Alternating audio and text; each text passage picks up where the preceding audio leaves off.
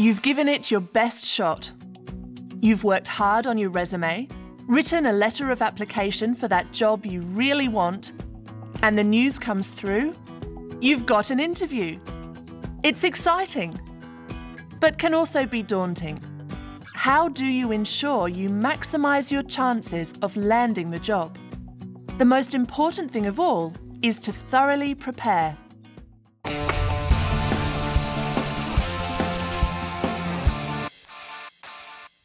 I think it's very easy to tell when someone has prepared in comparison to someone who hasn't prepared for an interview.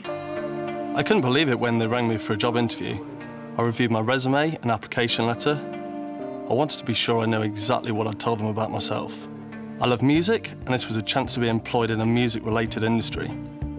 I knew I could do the job. The role of admin assistant at the local performing arts centre would be a great start.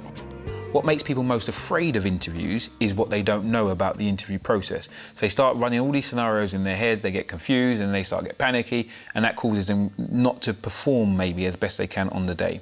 What you need to do is start doing some research. So there's no harm, and it always surprises me how few people do this, in phoning up the organisation and say, thank you very much, I've been selected. Who will be interviewing me? What's their name? What's the actual process I'll go through? Ask those questions, seize back control of the scenario and start to find the knowns in the unknowns that you don't know about.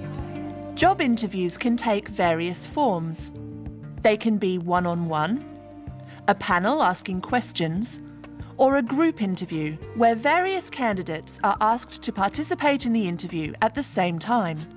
The purpose of group interviews is to see how individuals behave in a group.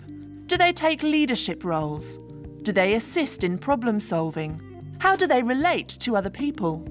Another format is an assessment centre where a workplace environment is simulated, and this is designed to test a job seeker's capacity to perform under pressure.